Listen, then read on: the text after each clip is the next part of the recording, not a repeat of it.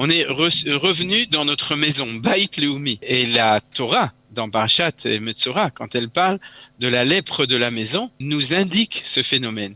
Ne t'étonne pas que si le peuple juif, qui est malade de 2000 ans d'exil, si ces choses apparaissent sur le corps de l'homme, s'ils apparaissent sur la maison personnelle ou la maison nationale, c'est un signe que Akadosh Baruch Hu est aussi revenu. Rav Menachem Ackerman, bonjour, Boker Tov. Boker Tov, bonjour Daniel, comment vas-tu? Ça va, très bien, merci. On est heureux de vous avoir ce matin pour parler de cette paracha de la semaine. On vient de terminer les festivités de la naissance de l'État d'Israël. On va parler peut-être de naissance dans la paracha de Tazria, et Tazria Metzora, de naissance, et puis de nombreux sujets qui sont liés à ces deux parachiotes extrêmement intéressantes. Alors, quelle est la portion de cette paracha qui a attiré votre attention cette semaine? Je rappelle que vous êtes aussi Rav Omar Chonlev et également à Midreshet Yehuda. Bon, ok. Alors donc aujourd'hui, je vais plutôt parler de la deuxième partie, de la partie, on pourrait dire essentielle au niveau quantité de notre paracha de Tazria Metzora. Il y a deux parachiotes reliés, ça fait vraiment un gros morceau pour les gens qui veulent étudier ou qui l'écouteront demain, Shabbat pendant la lecture, et justement du phénomène de la tsarat, qu'on a l'habitude de traduire la lèpre, mais en fait c'est une traduction plus ou moins erronée, puisqu'on parle de la lèpre de l'homme, qui est un phénomène épidermique, donc c'est en cela que ça ressemble à la lèpre, et puis la lèpre de l'habit. Alors ça, ça devient vraiment lépreux. C'est très hébreu. Et ensuite, la lèpre de la maison. Dans Metzora, on parle aussi de la lèpre de la maison.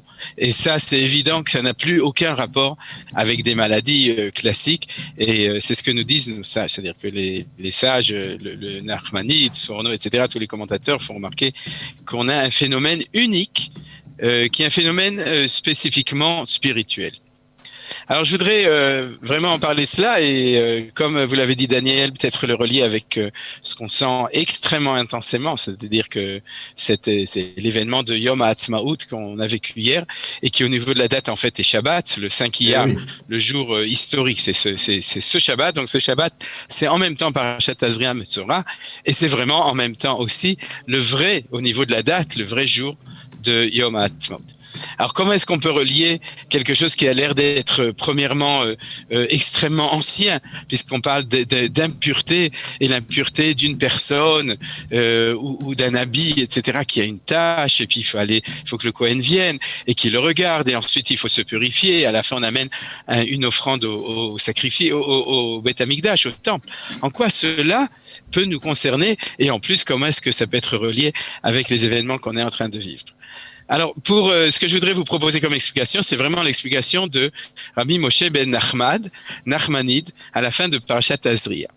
Et ce qu'il dit, c'est que le phénomène spécifique de l'apparition je vais l'appeler la lèpre pour que ce soit plus simple, de la tsara, de l'apparition de la lèpre sur les maisons et sur les habits, est un phénomène qui n'arrive que quand on habite en Israël, et pas n'importe comment quand on réside, quand on est vraiment installé en Israël. Alors comment les choses peuvent être reliées l'un avec l'autre?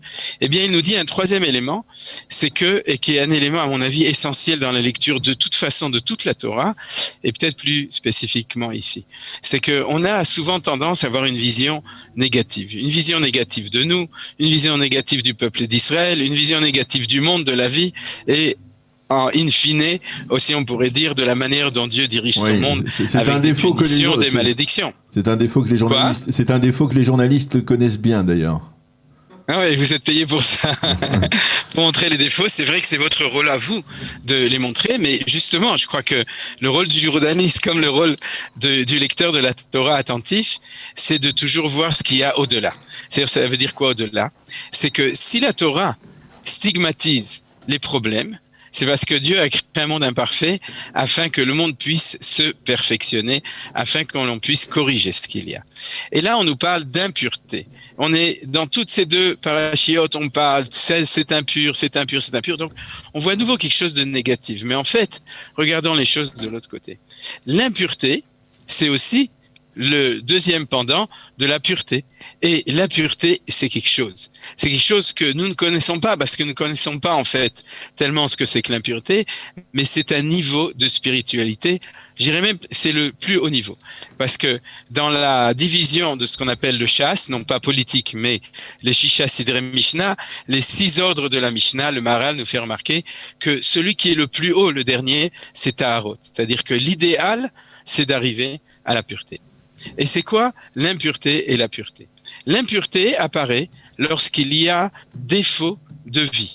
Quand il y a un manque de vie, à ce moment-là apparaît l'impureté. Et elle est là, spécialement dans ce dont notre paracha nous parle, pour nous signaler un problème intérieur qui se trouve à l'intérieur de nous, afin que nous soyons capables de le corriger. Alors c'est ça qui est extraordinaire dans la tsarat, c'est-à-dire que nos sages nous disent tsarat metzora, ça veut dire motsira, c'est que le mal est en train de sortir. Alors on croirait que le fait que le mal est en train de sortir, c'est un signe de malédiction. Et en fin de compte, ce n'est pas de la malédiction, c'est un bien pour une malédiction, pour une diction, pour une parole qui est mauvaise. Mais en fin de compte, ce qu'il y a de mauvais en nous, s'il ne sort pas à l'extérieur, on n'a pas de symptômes qui peut nous permettre de le corriger. Et le Ramban, donc Nachmanide nous dit, la bénédiction la plus grande est que lorsque nous retournons dans notre pays, grâce à la présence de la Shrina, c'est la présence de Dieu qui n'est pas uniquement dans le ciel, mais qui revient sur terre lorsque le peuple juif revient sur terre. Et d'après l'enseignement du Gaon de Vilna, dans le livre Kolator, depuis que nous sommes revenus en Israël et qu'on est au moins 600 000 juifs, et Baruch Hashem Li'anara, on est plus que 10 fois plus, puisqu'on est plus que 6 millions de juifs en Israël aujourd'hui. Yosef Hashem Alechem Kachem Elef Pamim, comme a dit Moshe Rabbeinu dans la Torah, eh bien, à ce moment-là, la présence divine revient. Et lorsque la présence divine revient, elle nous permet de se corriger. Elle nous permet de redevenir nous-mêmes, ce qu'on appelle la Atzmaout. L'indépendance, c'est la Atzmiout, c'est-à-dire de redevenir soi-même.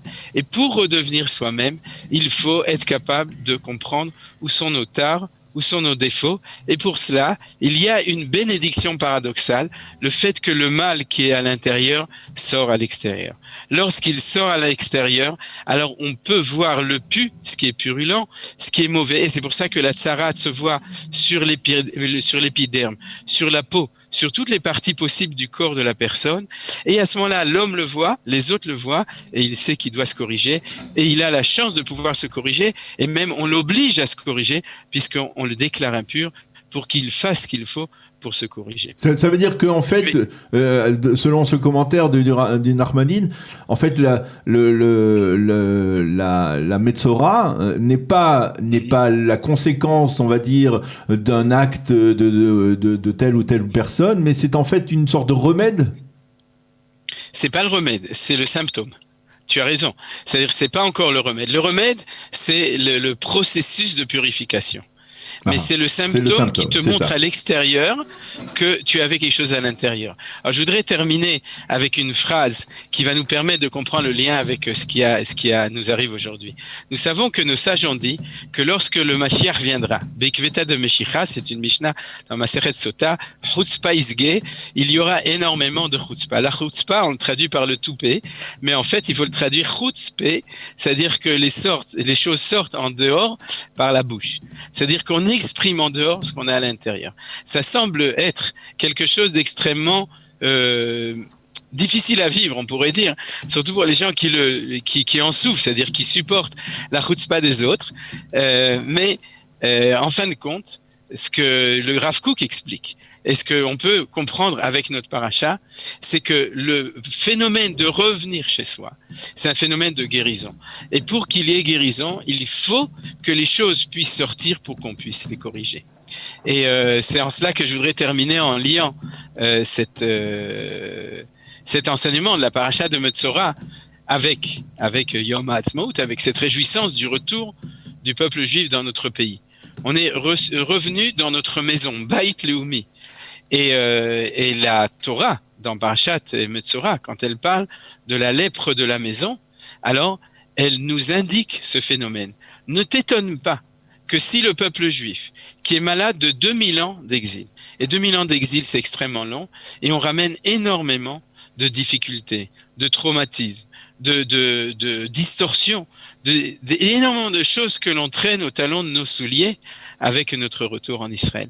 Eh bien, si ces choses apparaissent sur le corps de l'homme, s'ils apparaissent sur son habit, sur son manière de se présenter, s'ils apparaissent sur la maison personnelle ou la maison nationale, c'est un signe que Akadosh Baruch Hu est aussi revenu, que la présence de Dieu est revenue et qui nous permet d'être nous-mêmes et de pouvoir sortir dehors tout ce qu'on a à l'intérieur, les plus belles choses qu'on a, et aussi les choses qui sont moins belles à voir, afin de pouvoir être capable de les corriger. Je terminerai par le fait que vous savez que un Israélien, il s'appelle un tsabar.